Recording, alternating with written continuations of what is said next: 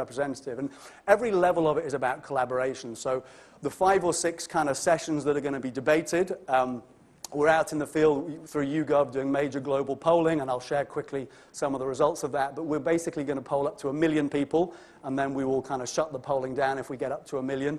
The way you actually get to attend is collaborative creation. So we're asking people to basically upload a video, working with YouTube and with Facebook, put together a video of why you should actually attend One Young World, and then we'll have a mechanism where people can actually vote on that and decide who some of the attendees are. The way sponsors are involved is very collaborative. Reckitt Benckiser is going to be one of the key sponsors. They're bringing with them 50 people from around the world from Save the Children and collaborating with the NGOs. And even the way the councillors have been selected, there'll be a councillor who kind of chairs each plenary session is collaborative. So we work with Kofi Annan on his Global Alliance for Climate Justice. Kofi's going to chair the session on climate. We're going to put the draft resolution on climate out in December or in November, just prior to Copenhagen, which is, for those of you who don't know, the new Kyoto. And then we'll use One Young World to comment. The young people of the world will comment on how they believe the world's leaders actually did in Copenhagen. So what I thought I'd quickly do is share with you 3 videos so that you don't think this is just some random bloke from an ad agency trying to do something. We've got 3 quite interesting councillors behind us already. If you could play the videos, please. You are the cream of the corporate world. We appeal to you. Choose of the up-and-coming people in your world to One Young World, because our world is fragile, it's at risk, and it needs people like yourselves, people who are like you. And you can choose such persons as the next generation of leaders to One Young World. And our world might just be saved. The zeitgeist that you're going through, the spirit of the age, the trouble is that we're not sure what the spirit of the age is anymore, that the old lines upon which we established ourselves, those of my generation, maybe yours, have proved to be wrong. They've dissolved, but that's the fate of every generation.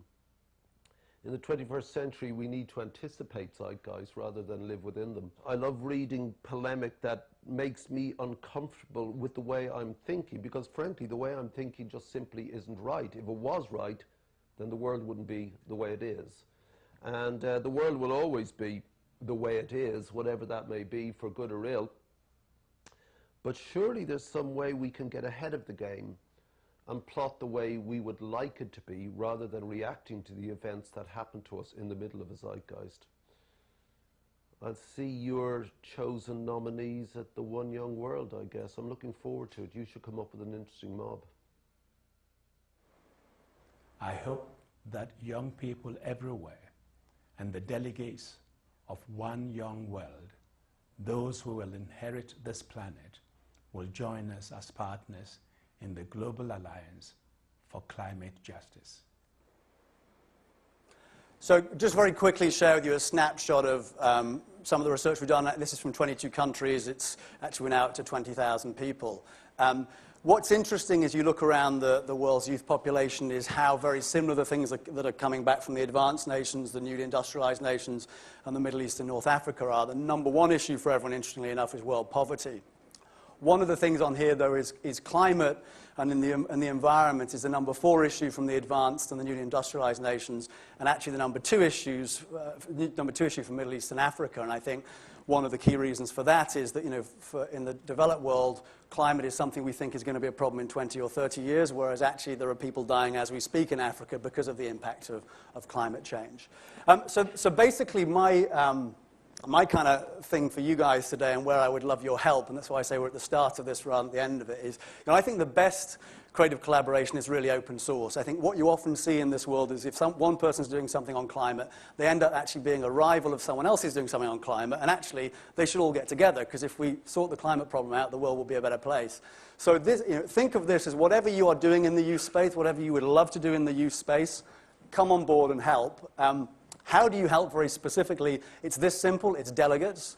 I mean, what we want to do, the quality of what comes out of the session will depend upon the 1,500 people that we have in that room. And I was lucky enough to sit at dinner last night next to Oscar and Jared, who you'll be hearing from next. Two amazing people who are actually now too old to be on One Young World. We'll probably have them in as counselors. But you guys are in this room because you're some of the smartest people in the world. Otherwise, Google wouldn't have invited you. So you must all know 2, 3, 4, 5 brilliant people who should be at One Young World.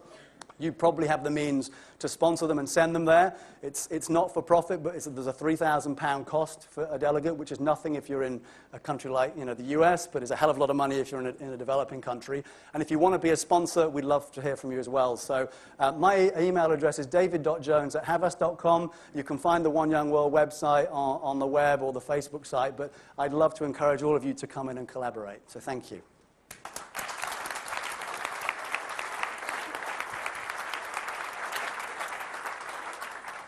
David, thank you so much. How did you come up with the idea? I didn't. I issued the challenge, and Kate Robertson came up with the idea. So I basically said I fundamentally believe that our industry should be doing things to influence behavior for the good, and Kate had this brilliant idea of One Young World, and so we created it. How are you paying for it? Basically, it's all going to be funded through sponsorship for the delegates attending. So, and as you can imagine, in the current climate, most people haven't got a couple of £1 million that they're not sure what to do with. So anybody who does, please see me afterwards. Another way you can help is what you're saying. And how much does this represent to you a leap of faith? A sense that you've decreed, I guess, is there a date set for the February convention? the 8th to 10th and a venue booked, yeah. So you've rented the venue and all that, you've stepped out.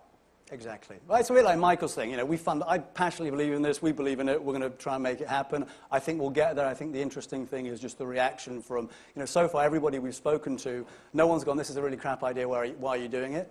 So I think it's just about, ensuring that we keep going, and we've got, a number of delegates signed up already. Right. So. Amazing. Thank you so much. Thank you.